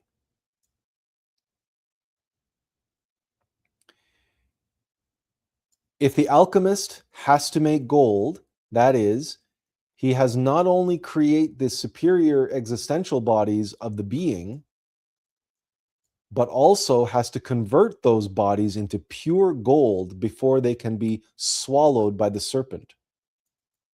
Likewise, the Logos, he wants an age of gold. And in order for the Logos to be able to have a golden age, he has to do the same thing that the alchemist does in his laboratory, to start breaking seal by seal. Thus, the Logos has to make humanity live in all nature, make it live or breaking off each seal. Of course, when it ends, when the 6th seal is broken, the work is practically finished, right? Then the final catastrophe is coming. And with the breaking of the 7th seal, there is practically nothing left of everything that was. Finally comes the resurrection of the Logos and everything created in all of nature. And that happens when it is the new age, the golden age. Just as a human, in order to make gold, I am speaking in alchemist science, needs to break the 7 seals, so too the Logos, in order to be able to make a golden age, needs all of humanity to break the 7 seals. That all of nature breaks them, and then the golden age begins. But he has to put all of this to pass through a tremendous and frightening apocalypse. So, either we live the apocalypse individually, or we have to live it collectively. Better to live it individually, which gives us the triumph. For this, we have to fix the gold in ourselves. We achieve then the golden fleece of the ancients. Otherwise, we have to live it collectively with the great worldly apocalypse and to enter into the infernal worlds in order to go through the second death, in order for later to have the right to live in the golden age as pure essences in new organisms. Of course, without self-realization, as simple elementals for a new golden age. So either way, we still have to live the great book and break its seals. Holy Week, if it is called holy, is for that reason, because it is the week in which one has to live the cosmic drama. And each of those days is equivalent to long periods of work. But at the end of the day, the great work is always summarized symbolically in the book of Job, in the 8 years of Job. They are the summation or the extract itself. But as a whole, the great work, since even if it is summarized in 8 days, in 8 years totally, together with the resurrection and everything, that is to say, the Easter Holy Week can last many years, right? So again, we see yet another expression of this Holy Week, this time in the book of Job, and all of the suffering and the trials and the tribulations that Job goes through in his transformation, in his faith to God. And of course, being consumed by the Leviathan and having to escape the beast and all the rest of it. And there, the 7 days are symbolized as 7 years, 8 years being the 8th day, the day of resurrection. So here again, we see how, whether we're talking about Genesis, Exodus, the book of Job, or the book of Revelations, or the story of Christ, the cosmic drama played out in the New Testament in Holy Week, we see the profound resilience of Scripture, that even though the Catholic Church desperately tried to redact the teachings, the Gnostic teachings, and the metaphysical, scientific, esoteric teachings, the secret teachings of Jesus and the secret doctrine of Christification, and they tried to redact that and keep that for themselves, you see how over and over and over and over, the same symbols, the same process, the same metaphysical reality is encoded in the Bible from Old Testament through to the New Testament, over and over and over again. It's the same truth redressed with different characters, with different circumstances, with different symbols and different allegories. So that not even the hubris of man and the desire for power and control can completely redact or eradicate the underlying fundamental universal truths that we all have inside of us. The essence, the innermost intimate Christ, and that Christ wants to become one with the universal brotherhood of the Elohim. That Christ wants to incarnate, that Christ wants to come into the world through us fulfilling our own Holy Week, our own Genesis, our own book of Job, and our own apocalypse. And that's why I wanted to share this with you today as a precursor, as a foreshadowing, and as framing what the Holy Week is really all about. It's not about 2,000 years ago. It's not. It's about here and now, within you, within me, within everyone who feels the longing and feels the pull, the being impulse to be, where your innermost intimate Christ longs to express in the world and be the hand of God intervening in the course of history, in the lives of others, in the healing and the uplifting of others, in the same way that Jesus did, Moses and Job and all the saints and all the avatars and all the prophets and all the teachers and all of the extraordinary men and women throughout history who have self-realized and self-actualized and given everything of who and what they are to that end, to that purpose, to that holy week of their lives. Because herein lies another great mystery, that all of our lives unfold in increments of 7.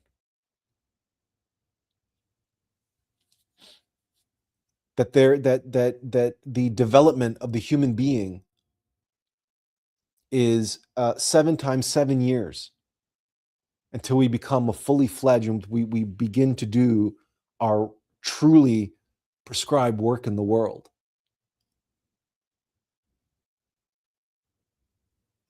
7 times 7, 49.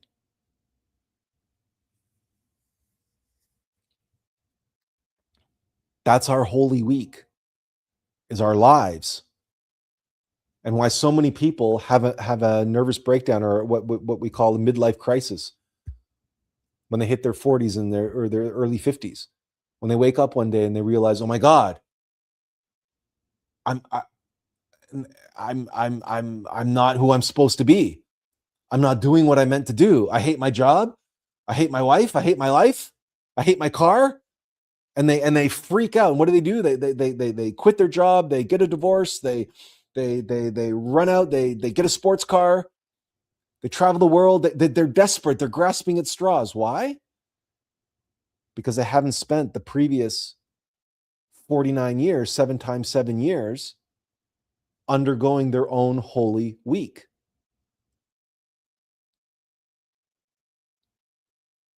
These 7 days, right? For the next 7 days, begin each and every day and end each and every day meditating on your own triumphant entrance into the kingdom of heaven. And visualize your higher self in command and in control of this beast of burden.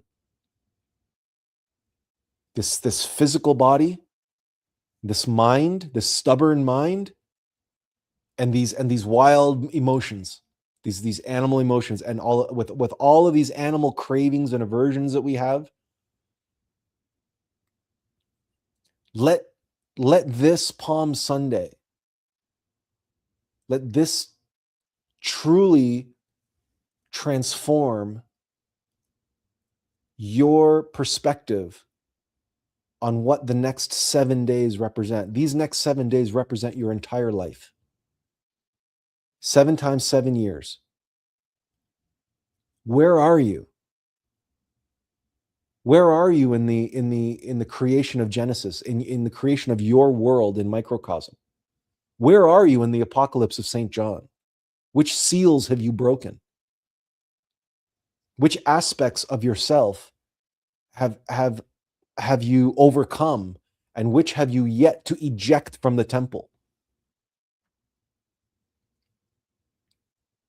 This holy week is about you. It's about you and your relationship to your own innermost intimate Christ. Will you or will you not serve your higher self, your true self, so that your own individual Lord and Master may ride on you, the beast of burden, the animal vehicle, the animal vessel? Or are you going to be stubborn and keep going whichever way you want to go? Or are you going to serve your own Lord and Master and together ride triumphant into the kingdom of heaven, to the adulation and respect and reverence of all who cannot help at some point but respect one who is living, truly living, quote, their truth, truly living the destiny that was appointed to them, was intended to them, that was fated to them, and was assigned to them to be the beast of burden for their own innermost intimate Christ. That's what Palm Sunday represents. Truly, to kick off Holy Week, to foreshadow where we want to be before we shuffle off this mortal coil, and to prepare us for the work ahead, the suffering and the sacrifice to come, and that the many enemies that we might have to make, and the great authorities that we might have to challenge, as Jesus challenged the authority of the church of that day. That Caiaphas and the Pharisees and the Sadducees, they were the church, the religious authority of the day. They ruled all of the religious doctrine of the Hebrew faith throughout the known world. And they ran it all from the temple in Jerusalem. And Jesus marched in there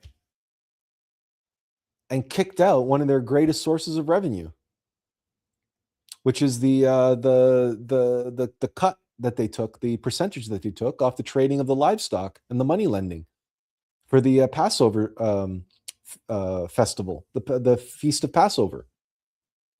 And Jesus said, "No, it's just no. This commerce does not belong in the house of God. God doesn't let that which is rendered unto Caesar, let that which is Caesar's be rendered unto Caesar, and let that which is God be rendered to God." I said, God doesn't care about money. And that, I mean, you can't say anything more dangerous and more heretical and you know, to the church authority. And it's true to this day. The Catholic Church is one of the wealthiest organizations in the world. They hoard an untold amount of wealth, which they effectively stole from around the world, and they stole it. And it's in the Vatican archives, and it's in the Vatican museums, and it's all under Rome in vast quantities in vaults in Rome. And they stole it from around the world through their so-called missionary work. And it's a fact. They won't deny it. They won't deny it. It's there.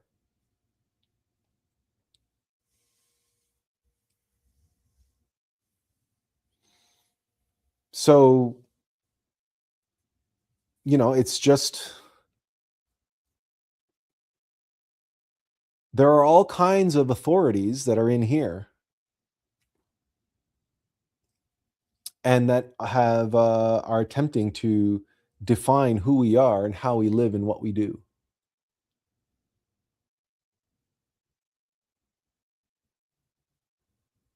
But Holy Week, it's just like the story of Job.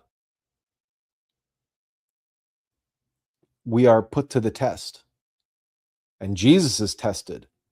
Boy, is he tested. And in the garden,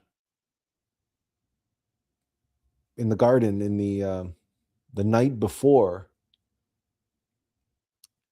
Good Friday, Jesus prays in the garden.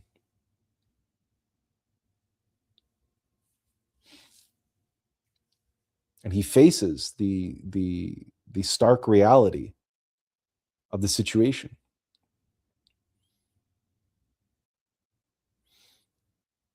And he's forced to make a decision. Which would you choose? Would you be willing?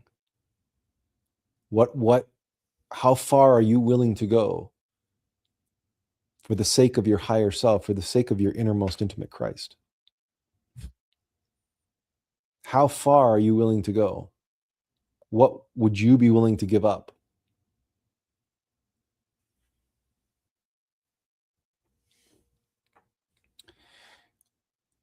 Let's finish off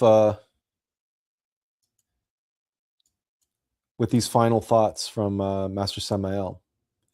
In any case, everyone has to live his Holy Week, right? The Son of Man lives his. When the Son of Man is born in the manger, he must live his Easter Holy Week to perform all the work in his Holy Week. All of this cannot be explained to lay people because lay people do not understand. Lay people receives the crust, the husk of the teachings, but the initiates are taught the meat of the doctrine. They are given the doctrine to eat.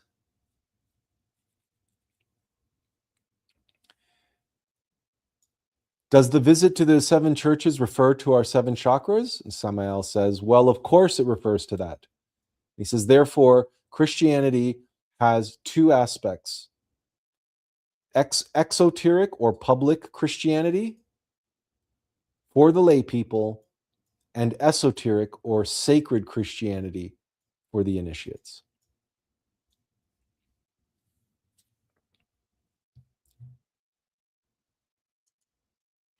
So today, I wanted to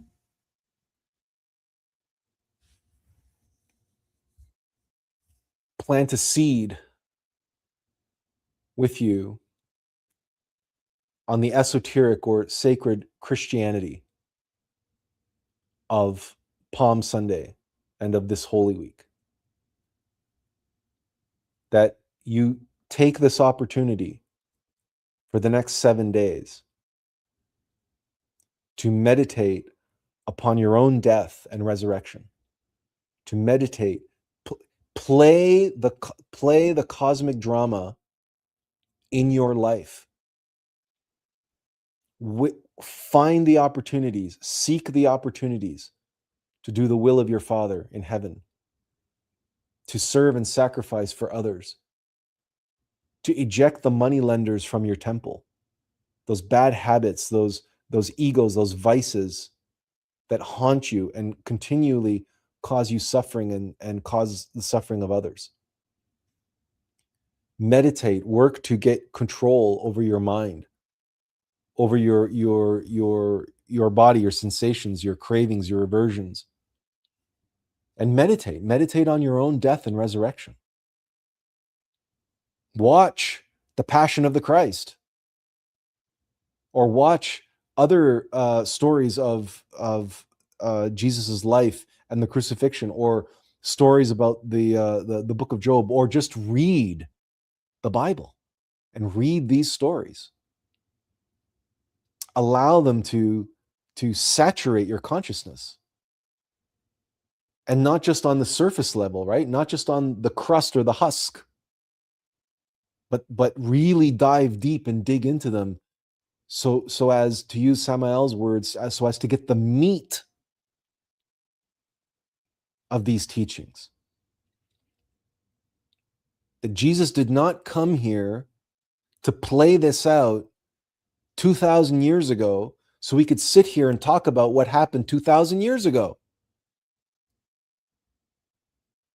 Jesus did all that he did to give us the archetypal, prototypical story to apply and play out within our own psyche, within our mind, within our hearts, and within our lives.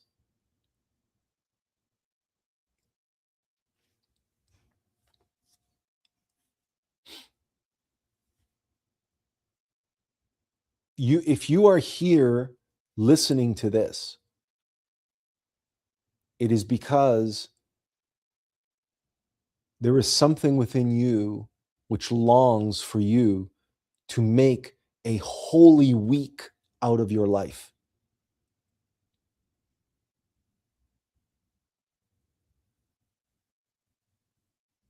And next Sunday, Easter Sunday, we'll be talking in more detail about what exactly that might mean, what exactly that might look like. As we will next Sunday take on part 2 of of the secrets to Holy Week. Oh, and thank you, Andrea. I was not coming to me. The salamanders, yes, the salamanders, the other elementals. We're not. I have a terrible memory, so thank you for that. Um, but we've come to the end of this part 1, and I think that again, this particular topic, I had to rely on help in order to convey this to you. And even Samael, when he answered this question, when the student asked him, he also turned to scripture. And so I figured, well, I would simply utilize what crossed my path and not try to reinvent the wheel. And next week we'll continue this topic, but um, from the perspective of the end of Holy Week, as opposed to this as the beginning of Holy Week, and the looking forward as to the work that we have to do. Next week, we will be looking at it from the other side. Does anybody have any questions or comments?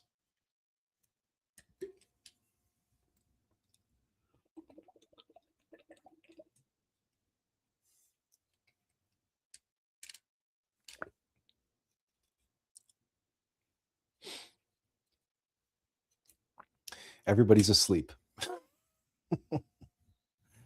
Everybody's asleep. They've gone off, and I understand. Next week is being Easter Sunday. I imagine many people will be busy with family and other obligations and so on. So that's fine. It is what it is. I don't have any such plans at the moment. So this is which I usually do. I usually am busy Easter Sunday, but for whatever reason this year I have both Palm Sunday and Easter Sunday free.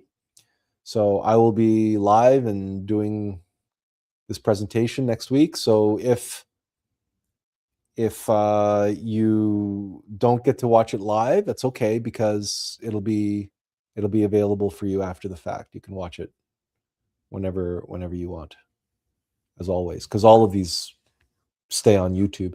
They stay on Facebook for about a month, and then Facebook deletes them. But YouTube, they stay forever.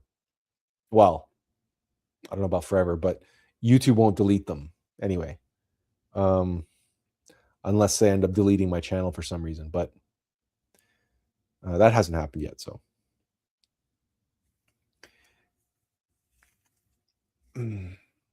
So if you do have a question or a comment, I'll give you a minute or so to type one.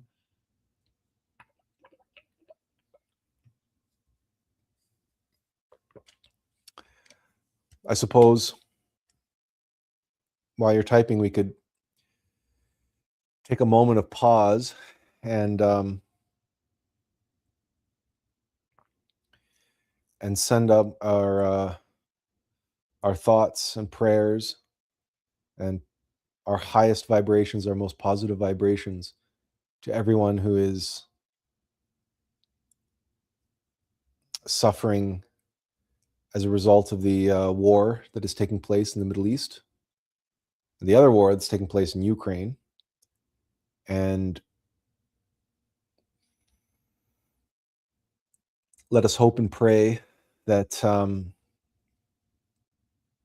that things don't escalate even further than they already have, and that those who are adversely affected and displaced uh, by the war um, find solace and shelter and some modicum of peace sooner rather than later.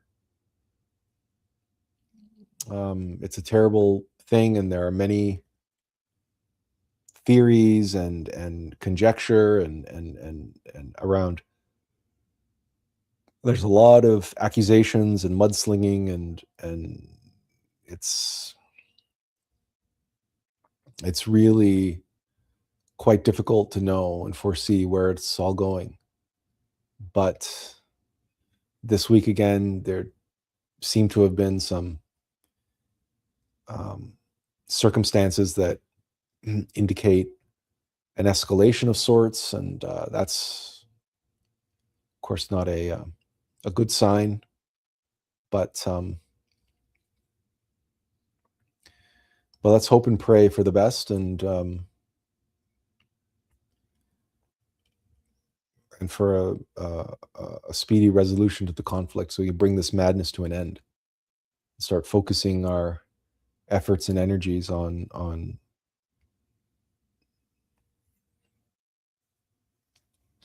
other matters affecting this humanity, and other priorities that individuals need to be focusing on. Because at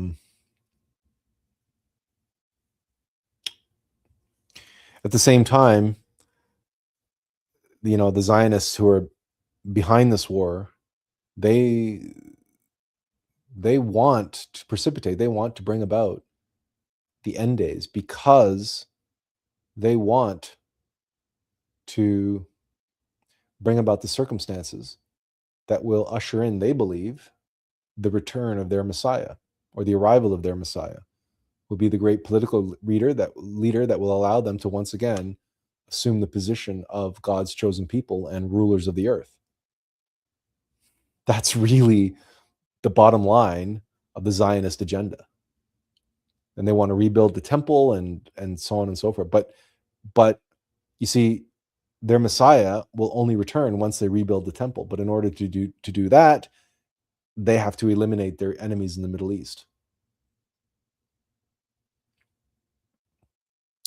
Which is why Benjamin Netanyahu convinced Donald Trump, either directly or through Marco Rubio and others in the Conservative Party, convinced Donald Trump to attack Iran. So people talk about, it's a tail wagging the dog. Israel has never been the tail. Israel has always been the head. Israel has always been, the Zionists have always been top dog. And but if we believe the book of Revelations, and we believe fate, we believe destiny, and because they do, and they're acting precipitously on what's been prophetically foretold. But if it has to happen, it has to happen. So it's not our place to say, it should or shouldn't or what have you. It is what it is. And if all of this is part of the great drama and the seven seals and the breaking of the seven seals in macrocosm for this humanity, as Master Samael described in the piece that I read today, then so be it. So then it has to happen. But if that's true, then that means all of us may be looking at some very, very troubling times indeed on the horizon. So I encourage you to look at this Holy Week as being more than just the story of Jesus's death and resurrection, but take this opportunity to spend this Holy Week contemplating and meditating on the death and resurrection of humanity, the death of this humanity, and the resurrection of the next humanity and the new golden age, again, which Master Samael alluded to and discussed in the piece that I read to you today. By the way, if you are interested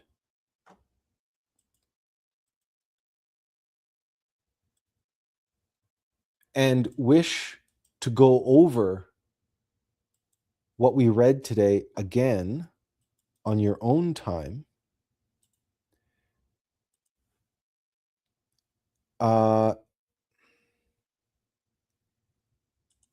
here is the link. Now, that's a awfully long, it's in the chat as well, right? It's in the chat, but it's also here on screen. That might be very long to try to, I don't know if you can copy and paste it out of the chat, but you can find it if you go to glorian.org, and I'm trying to see if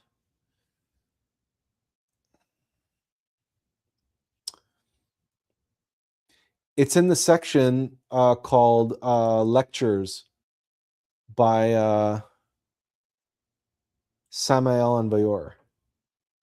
So if we, hang on a second, if we hit the menu, videos, community, blog, no, books. So yeah, so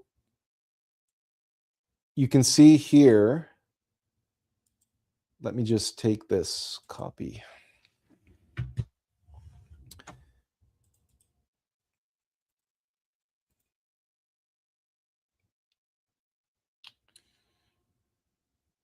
Okay, so this is a much more reasonable URL to remember. So it's glorian.org/authors/Samael/lectures. It's a little bit easier to remember. And then you can scroll down, and the lecture,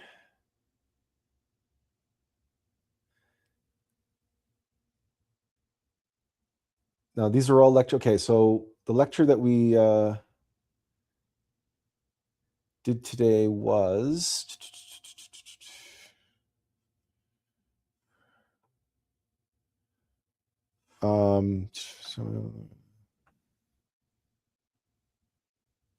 there's quite a lot here. So the one you're looking for is, now I wonder, is it under the perfection? Here it is. Okay. This is the lecture you're looking for. The perfection, I can't highlight it for you. The perfection of the human being on the tree of life of Kabbalah. Okay, so if you want to go over this material again, it's glorian.org/authors/Samael/lectures, and it's the perfection of the human being on the tree of life of Kabbalah. Now, of course, you'll have the replay, the video replay, so you don't have to jot all this down right now. You can rewatch the replay, and you can grab the URL from then. And maybe if I'm on the ball, maybe I will go in and add it to the description somehow, or I'll do that after the fact if I remember to do that. So, but I'm usually very like spent at the end of these live streams, so I can't guarantee that. But I'll see if I do that right now after while it's uploading. So, okay. So I take it there's no more questions or comments. So I want to wish all of you a very happy Holy Week, a very blessed Holy Week. And obviously, I'm going to be around next Sunday, which is Easter Sunday. But if you're not going to be here, I want to wish you and your family a very holy and blessed Easter. And as always, thank you for being here. I hope you see you next week. And until then, in reverential peace, take care, everyone. Happy Easter. And we'll see you again soon. Bye-bye.